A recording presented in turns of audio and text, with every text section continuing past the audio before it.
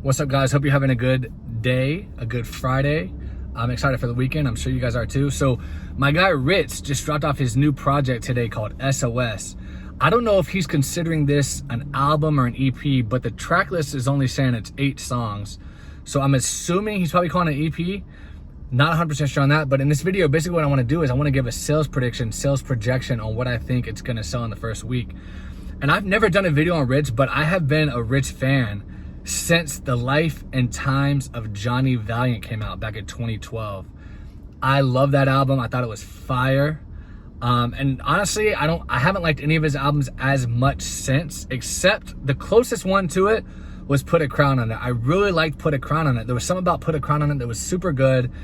It was his first album since leaving Strange Music, Tech Nine's record label. He dropped, I think, let me check real quick. 1, 2, 3, 4. He dropped 4 albums on Strange Music, and then he left, started his own record label, and then he put out to Put a Crown on It and Picture Perfect, and now S.O.S. So now, to be fair, none of his albums have hit the top 200 since he left Strange Music, but that's to be expected, because if you don't have that big machine behind you, you're not going to have as big of a first week unless you have some sort of marketing plan, you know what I mean?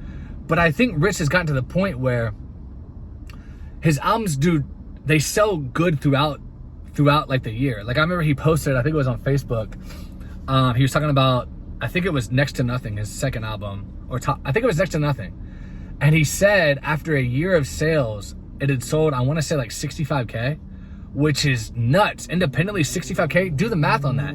You're talking 65K independently. He was charging like $10, let's say $10 an album, right?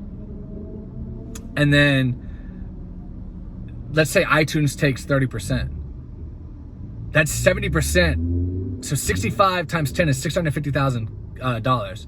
Let's say iTunes takes 30%. Now you're down to about $400,000.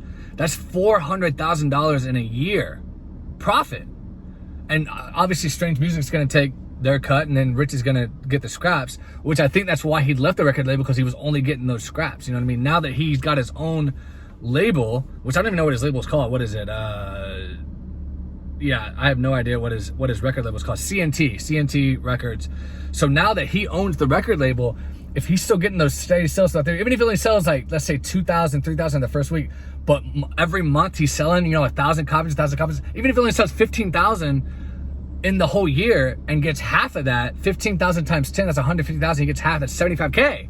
That's pretty damn good. $75,000 a year plus show money and clothing sales and whatever else he sells. He's probably making more money than most lawyers and doctors out there. $150,000, $200,000 a year. So he's doing well, man. So what's this new one gonna sell S.O.S. in the first week? Well, it's not gonna hit the top 200. It's not gonna hit. It's not going to. We know that. But I could see it selling 2K. At 1,500 to 2,000 copies in the first week. 10 times 10, that's what, $25,000, $30,000 in the first week.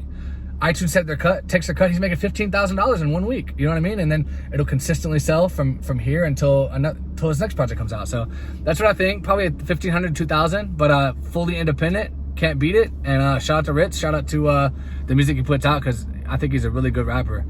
So anyway, guys, please subscribe if you haven't. Give me a like. Let me know in the comments what you think Rittz is going to sell in the first week of S.O.S. And I'll talk to you guys later.